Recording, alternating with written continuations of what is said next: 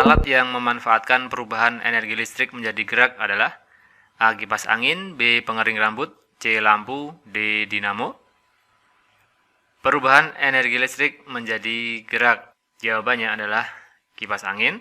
Kalau pengering rambut adalah listrik menjadi panas. Kemudian lampu, energi listrik menjadi cahaya.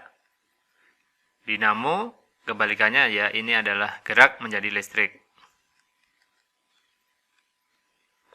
Beberapa contoh alat yang memanfaatkan perubahan energi listrik menjadi gerak, diantaranya kipas angin, kemudian juicer, bor, dan sepeda motor listrik. Jadi bisa dipelajari teman-teman dan Bapak Ibu contoh pengaplikasian energi pada alat-alat yang digunakan di kehidupan sehari-hari.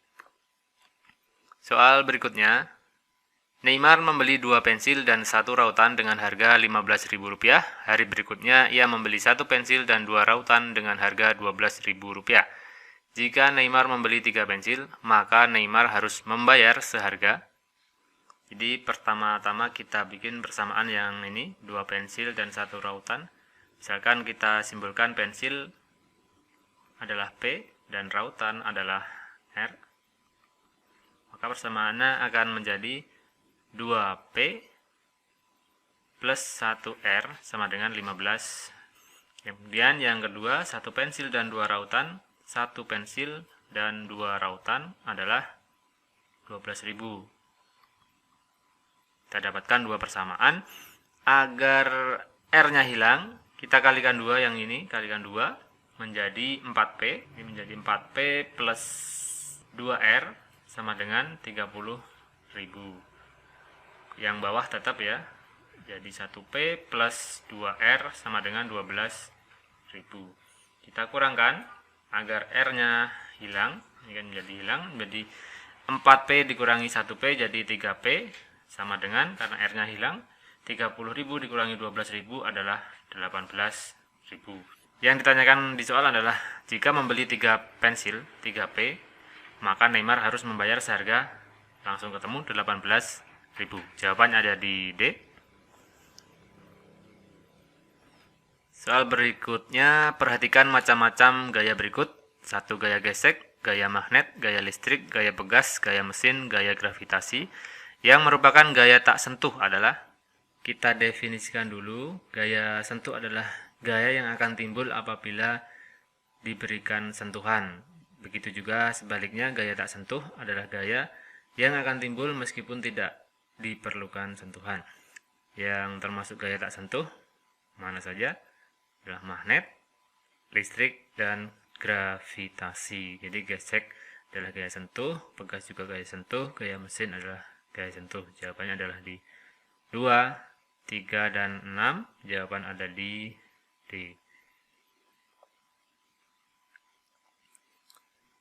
Perhatikan gambar berikut. Fungsi organ pada nomor 3 adalah, kita perhatikan nomor 3 ini adalah usus halus.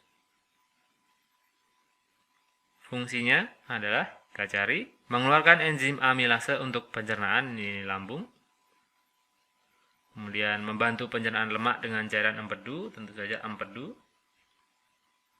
Kemudian tempat penyerapan sari makanan, ini adalah jawabannya, ini fungsi dari usus halus. Kemudian tempat pembusukan sisa makanan adalah usus besar. Memompa darah ke seluruh tubuh, tentu saja adalah fungsi jantung. Fungsi organ usus halus adalah tempat penyerapan sari makanan. Jawaban ada di C. Soal berikutnya, perhatikan gambar tersebut. Gaya yang terjadi seperti pada gambar adalah, ini adalah gambar 2 orang anak mendorong sebuah meja. Jadi gaya yang terjadi pada gambar tersebut adalah gaya otot dan gaya gesek. Jawabannya ada di D. Rekan-rekan dan Bapak Ibu sekalian perlu mempelajari jenis-jenis gaya dan pengaplikasiannya di kehidupan sehari-hari untuk persiapan tahap kedua. Fungsi organ yang ditunjukkan oleh nomor 6 adalah, nomor 6 kita cari, nomor 6 adalah hati. Fungsinya kita cari di jawaban, memompa dalam sistem peredaran darah, ini adalah jantung. Kemudian menyaring zat berbahaya dari darah, menjaga kadar kolesterol dan glukosa dalam darah. Ini adalah fungsi dari hati. Kemudian kita lihat yang C, berperan dalam difusi CO2 dan E2, ini adalah paru-paru. Yang A tadi jantung. Menghasilkan enzim yang diperlukan untuk pencernaan. Ini adalah lambung. Sangat perlu dipelajari lagi fungsi organ-organ dari manusia dari atas sampai ke bawah. Ada di layar, ada fungsi otak, fungsi jantung, fungsi lambung, ginjal, usus besar, dan lain-lain. Kemungkinan besar di soal P3K Guru SD tahap kedua akan diacak di antara fungsi-fungsi organ tersebut. Silakan teman-teman dan Bapak Ibu dipelajari kembali. Soal berikutnya, massa sebuah benda adalah 20 kg dikenai gaya 50 Newton. Berapakah percepatan benda tersebut? Rumus percepatan di sini adalah A, gaya dibagi massa. Langsung saja, gayanya adalah 50 dibagi massanya adalah 20, hasilnya adalah 2,5. Satuannya adalah meter per sekon kuadrat. Jawabannya di A. Perlu dikembangkan terkait rumus-rumus percepatan, rumus gaya, dan lain-lain. Ada kemungkinan untuk muncul di soal tahap kedua. Soal berikutnya, dalam praktik pembelajaran olahraga, siswa berlari mengelilingi lapangan sebanyak 4 kali putaran sejauh 1.200 meter. Jika lapangan berbentuk persegi, berapa luas halaman tersebut? Dari soal kita ketahui 4 putaran sejauh 1.200 meter. 4 kali putaran adalah 1.200 meter. Maka 1 kali putaran adalah 300 meter ya. Dari 1.200 dibagi 4. Hasilnya seperti ini. Ini adalah keliling 300 meter. Rumus keliling adalah 4 kali S. Karena bentuknya adalah persegi, ini adalah S. Maka kita dapatkan S adalah 300 dibagi 4. S-nya adalah 75. Ditanyakan di soal adalah berapa luas halaman. Luas persegi adalah S kuadrat. Di mana S-nya adalah 75, maka 75 kuadrat. 75 kuadrat adalah 5.625. Satuannya adalah meter persegi. Jawaban ada di C. Silahkan dikembangkan, misalkan halaman atau lapangannya berbentuk lingkaran dan lain-lain untuk mengantisipasi variasi soal yang akan muncul. Soal yang mirip dengan soal sebelumnya, namun dalam bentuk yang berbeda. Leo mengelilingi lapangan yang berbentuk persegi sebanyak 8 kali putaran. Luas lapangan adalah 6.400 meter persegi. Berapa jauh Leo mengelilingi lapangan? Jadi luas lapangan adalah 6.400 meter. Rumus luas adalah S kuadrat. Jadi S kuadrat adalah 6.400. Kita dapatkan S adalah akar dari 6.400. Kita dapatkan S adalah 80. Saya gambarkan lapangannya seperti ini. S-nya adalah 80. Kemudian ditanyakan berapa jauh Leo mengelilingi lapangan. Kalau ditanyakan berapa jauh adalah mencari keliling. Di keliling 1 kali putaran ini adalah 4S. Kita dapatkan S adalah 80, maka 4 kali 80 hasilnya adalah 320. Di soal, Leo mengelilingi lapangan sebanyak 8 kali putaran. Jangan lupa, tinggal dikalikan 8. 8 kali 320. Hasilnya adalah 2560. Kita cari jawabannya ada di B.